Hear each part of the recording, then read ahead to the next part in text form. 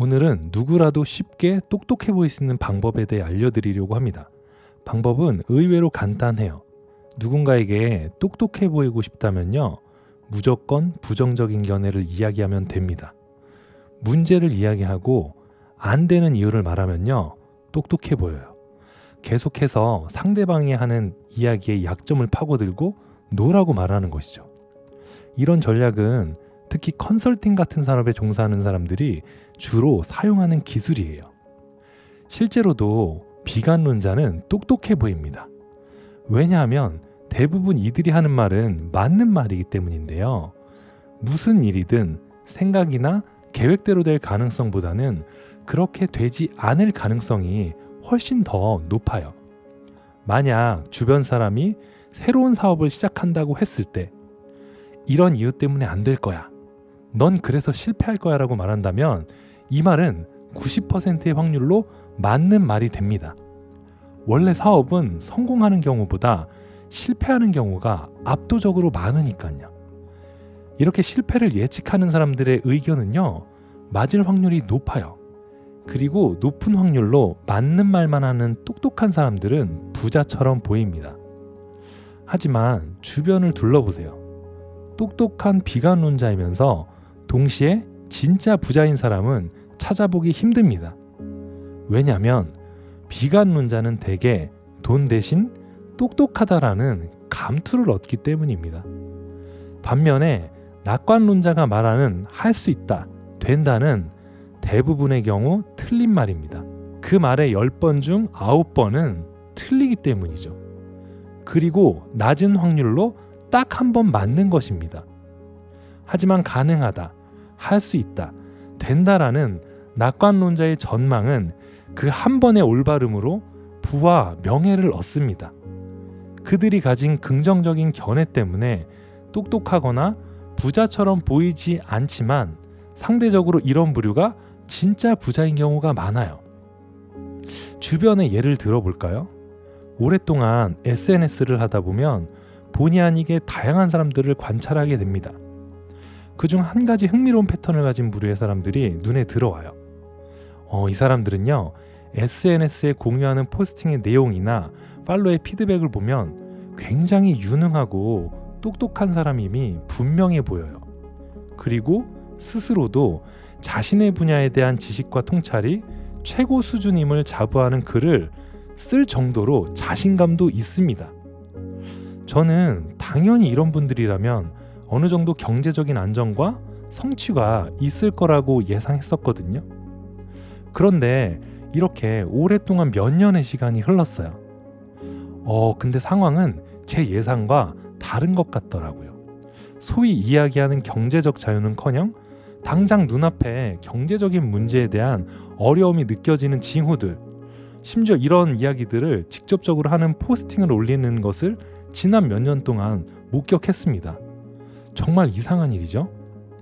해당 전문 분야에 대한 이해와 통찰, 역량이 왜 경제적 안정으로 이어지지 않는 걸까?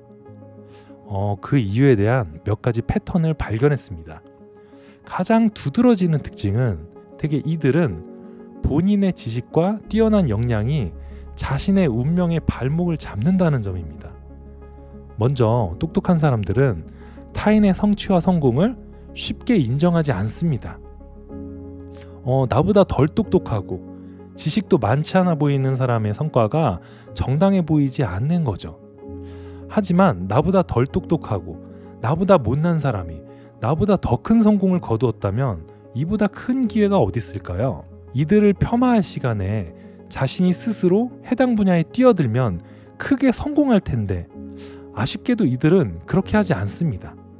대신 그들은 타인의 성공을 사기라고 이야기하며 폄하하는 것을 서슴지 않죠. 이렇게 되게 똑똑하고 유능하면서 동시에 어리석은 사람들은 자신들의 핵심 역량과 지적 자산을 자신이 아닌 타인을 위해 사용합니다.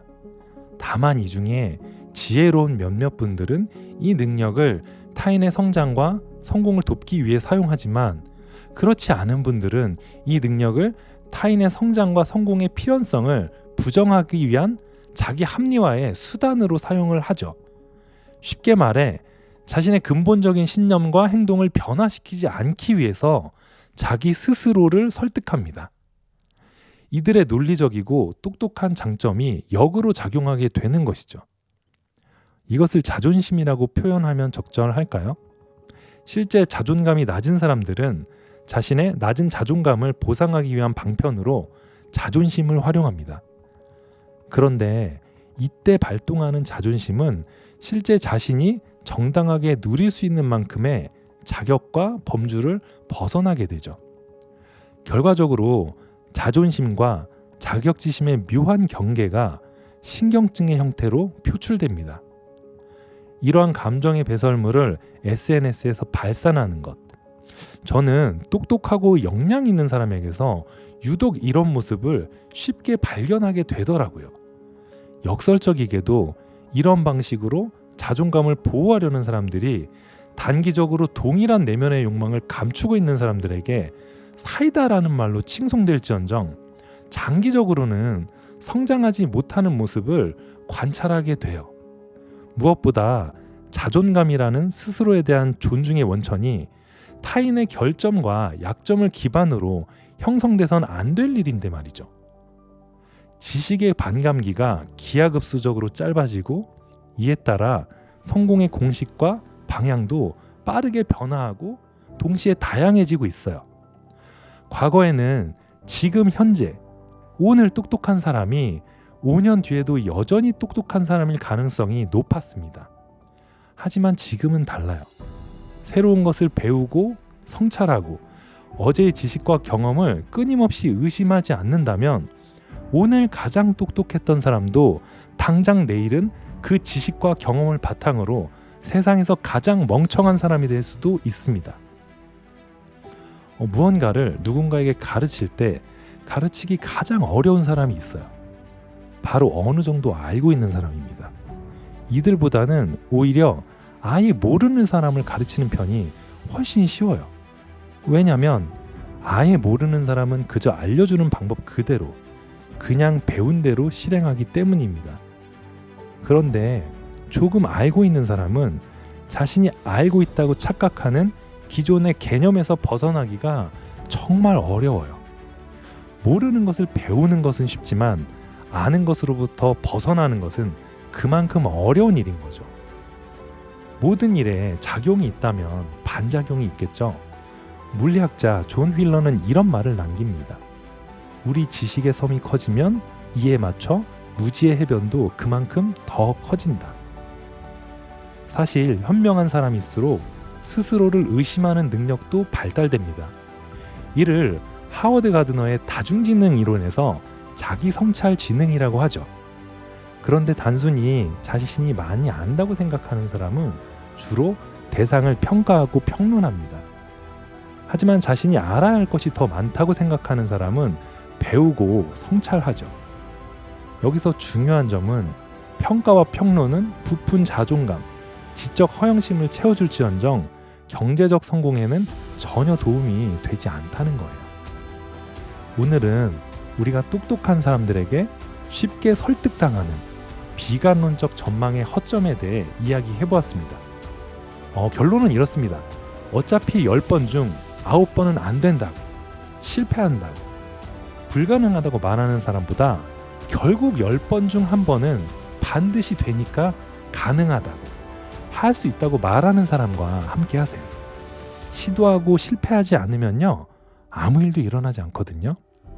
어차피 몇 번을 실패하든 상관없어요. 딱 한 번만 성공하면 됩니다.